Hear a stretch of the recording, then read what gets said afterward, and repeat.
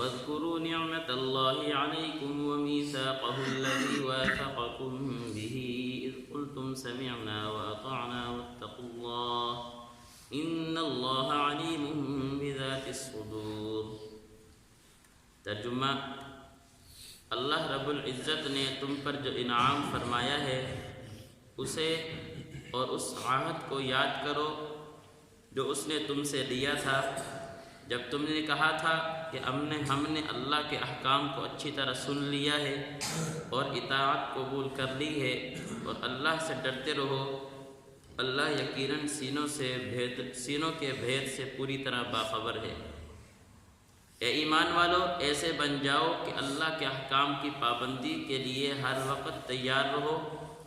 اور انصاف کی گواہی دینے والے ہو، اور کسی قوم کی دشمنی تمہیں اس بات پر آمادہ نہ کرے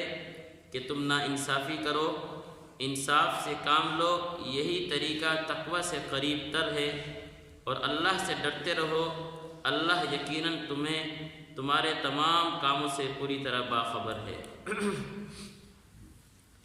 پہلی آیت میں اللہ رب العزت نے ہمیں وہ وعدہ یاد دلایا، وہ میثاق یاد دلایا جو ہم نے اللہ رب العزت سے کیا تھا۔ وہ وعدہ کون سا ہے؟ مفسرین کہتے ہیں جب انسان اسلام قبول کرتا ہے، ایمان قبول کرتا ہے، تو وہ اللہ رب العزت سے وعدہ کرتا ہے اذ قلتم سمعنا واطعنا، کہ ہم نے آپ کی بات کو سن لیا اور ہم نے اس بات پر وعدہ کیا ہے کہ ہم آئندہ زندگی آپ کی اطاعت اور آپ کے احکام کی پیروی میں گزاریں گے۔ یہ وعدہ انسان جب اسلام قبول کرتا ہے اللہ وہ وعدہ یاد کرا رہے ہیں وَاذْكُرُوا نِعْمَةَ اللَّهِ عَلَيْكُمْ، اللہ نے تم پر جو انعام فرمایا ہے اس انعام کو، وَمِيثَاقَهُ الَّذِي وَاثَقَكُمْ، اور جو تم نے اللہ سے وعدہ لیا تھا اس وعدے کو یاد رکھو کہ اللہ رب العزت نے تمہارے اوپر ایمان والی نعمت یہ نازل فرمائی اور تم سے ایک وعدہ لیا، اس کو یاد کرتے رہو۔ اذ قلتم، جب کہ تم نے کہا تھا، سمعنا، کہ ہم نے آپ کی بات کو اچھی طرح سن لیا ہے، واطعنا، اور ہم آئندہ کی زندگی آپ کی اطاعت کے مطابق گزاریں گے۔ اس کے بعد اللہ نے فرمایا واتقوا اللہ، اللہ سے ڈرتے رہو، کہ انسان ہے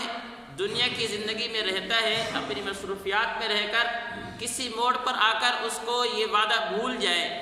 یا وہ اللہ رب العزت کے احکامات کی نافرمانی کرنے لگے، اللہ کے احکام کو توڑنے لگے۔ واتقوا اللہ، تو اللہ کا ڈر فوراً دل میں لے آنا، اللہ کا ڈر فوراً اپنے ذہن میں حاضر کر لینا اور اس وعدے کو یاد کر لینا، تو امید ہے کہ انشاءاللہ اللہ کے احکام اور اللہ کی نافرمانی کرنے سے بچ جاؤ گے۔ اس لیے واتقوا اللہ، ڈرتے رہو اللہ سے، ان اللہ علیم بذات الصدور، اللہ یقیناً تمہارے دلوں کی جو باتیں ہیں، جو دلوں کے ارادے ہیں، جو دل میں باتیں اٹھنے والی ہیں، ان کو بھی اللہ جانتے ہیں، اللہ ان سے بھی واقف ہیں۔ زبان سے نکلنا یہ تو ہر کوئی سن لیتا ہے، لیکن جو ذہن میں آ رہا ہے، دل میں جو خیالات اٹھ رہے ہیں، اللہ تو ان چیزوں سے بھی واقف ہے۔ انسان کی شہرت سے بھی اللہ زیادہ قریب ہے، انسان دل میں کیا سوچتا ہے، ذہن میں کیا خیالات بناتا ہے، اللہ اس سے بھی واقف ہوتا ہے۔ اس لیے فرمایا ان اللہ علیم بذات الصدور، کہ اللہ تو تمہارے سینوں کے بھیدوں سے پوری طرح باخبر ہے۔ یا ایھا الذین آمنوا کونوا قوامین، یہاں تک بات تھی عبادات کی، آگے اللہ نے معاملات کا ذکر کیا۔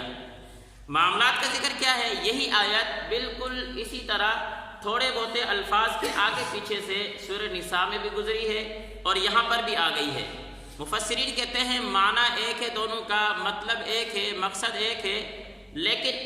وہاں پر اللہ رب العزت نے آیت کا ذکر کیا، یہاں پر ذکر کیا، تھوڑا سا فرق ہے۔ فرق یہ ہے کہ انسان اس دنیا میں رہ کر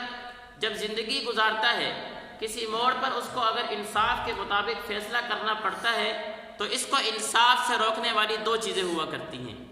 یا تو اس کو انصاف سے روکنے والا اپنا نفس، دوست، عزیز، اقارب، رشتہ دار، خاندان، برادری ہوا کرتا ہے، اور یا پھر اس کو انصاف سے روکنے والا دشمن ہوا کرتا ہے۔ جو سورہ نساء میں آیت گزری ہے وہاں پر اللہ رب العزت نے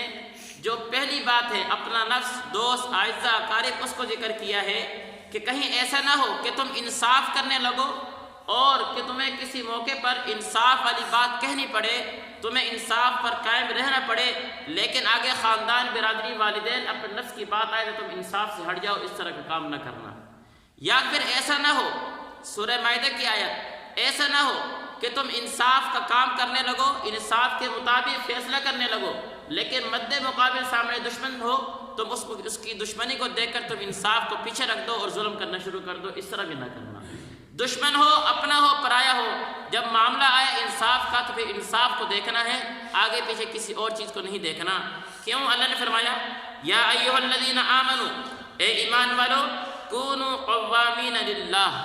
اللہ کے لیے کھڑے ہو جاؤ، کہ تم جو کام بھی کر رہے ہو، جو انصاف بھی کر رہے ہو، یہ تو اللہ کے لیے کر رہے ہو، کسی کی دشمنی یا کسی کے تعلقات کے لیے نہیں کر رہے۔ اللہ کو جب سامنے رکھو گے اور اللہ کی ذات کو سامنے رکھ کر اللہ کی رضا کو سامنے رکھو گے تو تمہارے لیے انصاف کا کام کرنا ٹھیک ہو جائے گا اور آسان ہو جائے گا۔ اور یہیں پر مفسرین نے یہ بات کی ہے کہ اس آیت سے ہمیں یہ بھی بات ملتی ہے کہ اگر کسی موقع پر سچی گواہی دینے کی ضرورت پڑے تو جس آدمی کے پاس سچی گواہی ہو اس پر سچی گواہی دینا واجب ہوا کرتا ہے، اس کے ذمے ہے یہ بات کہ وہ سچی بات کی گواہی دے، اس گواہی کو چھپائے نہیں۔ ولا تکتموا الشہادہ، گواہی کو چھپاؤ نہیں بلکہ گواہی ادا کرو، جا کر گواہی دو۔ لیکن مفسرین کہتے ہیں کہ معاملہ اب یہاں پر یہ پھنس گیا ہے کہ جس کے پاس سچی گواہی ہوتی ہے، اگر کوئی سچی گواہی دینی پڑ جائے عدالت میں، پولیس والوں کے پاس، تھانے کچہری میں، تو وہ اس چیز سے ڈرتا ہے کہ یار بار بار کے چکر لگیں گے، میری اپنی زندگی کیا ہے خراب ہو جائے گی، میری دکانداری خراب ہوگی، میرا کاروبار خراب ہوگا، کون بار بار چکر لگائے، چھوڑو، جاتے ہی نہیں۔ وہ کیا ہے، گواہی دینا چھوڑ دیتا ہے۔ اس لیے اللہ نے یہ بھی حکم دیا ہے کہ جو سچی گواہی دینے کے لیے آئے اس کو تنگ بھی نہ کرو، اس کو تنگ بھی نہ کرو، بلکہ اس سے معاملہ نمٹاؤ، گواہی لو اور اس کو فارغ کرو تاکہ وہ اپنا کام کرے۔ اس کو لٹکا کر ہر کیا نام ہے وہ جو ہے پیشی میں چکر لگا رہا ہے، ہر دفعہ وہ چکر لگا رہا ہے اور معاملہ سدھر ہی نہیں رہا، تو پھر شریف آدمی سوچتا ہے کہ چھوڑو، ان معاملات میں پڑتے ہی نہیں ہے، گواہی دینے کی ضرورت نہیں ہے۔ اس لیے فرمایا کہ سچی گواہی دینی چاہیے لیکن گواہوں کو تنگ بھی نہیں کرنا چاہیے۔ اسی طرح مفسرین یہ کہتے ہیں کہ گواہی صرف یہی نہیں کہ عدالت میں جا کر گواہ گواہی دے دے، اسی چیز کا نام گواہی نہیں ہے صرف، بلکہ گواہی یہ بھی ہے کہ ایک آدمی آپ کے پاس آئے اور آ کر پوچھتا ہے یار فلاں آدمی کیسا ہے، آپ اس کو جانتے ہیں، اس کا کردار کس طرح کا ہے،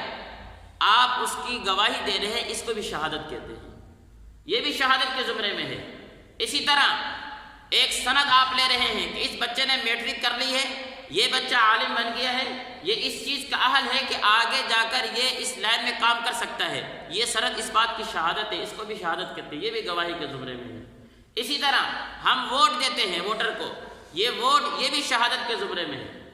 یہ بھی شہادت کے زمرے میں ہے۔ اور شہادت کے بارے میں کیا فرمایا قرآن نے، من یشفع شفاعۃ حسنۃ یکن لہ کفل منها ومن یشفع شفاعۃ حسنۃ یکن لہ نصیب منها ومن یشفع شفاعۃ سیئۃ یکن لہ کفل منها، کہ جو آدمی سچی سفارش کرتا ہے،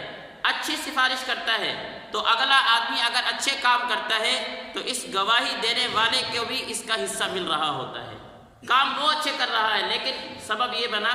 گواہی اس نے دی، اس اچھے کام کا سبب اس کے ذمہ بھی آ رہا ہے، اس کو بھی ثواب مل رہا ہے۔ اور اگر کسی نے غلط سفارش کی، غلط گواہی دی ہے، وہ غلط کام کر رہا ہے، اس غلط کا وبال بھی اس پر آ رہا ہے۔ اس لیے اس بات کا خیال رکھنا چاہیے کہ میں جب گواہی دینے لگوں تو یہ گواہی بڑا عجیب معاملہ ہے، بڑا اہم اور بڑا نازک معاملہ ہے۔ سچی بات ہو تو انصاف پر قائم رہنا ہے، انصاف پر کھڑا رہنا ہے۔ وَلَا يَجْرِمَنَّكُمْ شَنَآنُ قَوْمٍ عَلَىٰ أَلَّا تَعْدِلُوا، کسی آدمی کی دشمنی، کسی آدمی کے تعلقات کو دیکھ اس گواہی کو دبا نہیں لینا یا انصاف کے خلاف فیصلہ نہیں کرنا، بلکہ انصاف کو مد نظر رکھتے ہوئے انصاف کے مطابق زندگی گزارنی ہے۔ یہ معاملے کا اللہ نے حکم دیا ہے۔ ترجمہ دیکھیں گے، اے ایمان والو، ایسے بن جاؤ کہ اللہ کے احکام کی پابندی کے لیے ہر وقت تیار رہو اور انصاف کی گواہی دینے والے بنو، اور کسی قوم کی دشمنی تمہیں اس بات پر آمادہ نہ کرے کہ تم نا انصافی کرو، انصاف سے کام لو، یہی طریقہ اللہ رب العزت کے قریب کرنے کے زیادہ بہتر ہے۔ واتقوا اللہ، یا میں فرمایا اللہ سے ڈرتے رہو۔ یہ تقوی اتنی عظیم چیز ہے، جس آدمی کے دل میں تقوی آ جاتا ہے نا، تقوی، وہ نہ کسی کا حق دباتا ہے، نہ اللہ کے احکامات کو توڑتا ہے، نہ زندگی کیا ہے شریعت کے خلاف گزارتا ہے۔ تقوی ایسی چیز ہے ڈر جب اللہ کا ڈر دل میں پیدا ہو جائے تو پھر انسان کوئی بھی کام خراب نہیں کرتا. اس لیے اللہ کا ڈر بہت ضروری ہے. واتقوا اللہ، اللہ سے ڈرتے رہو. ان اللہ خبیر بما تعملون، اللہ یقیناً تمہارے تمام کاموں سے پوری طرح باخبر ہے. اللہ سمجھنے کی توفیق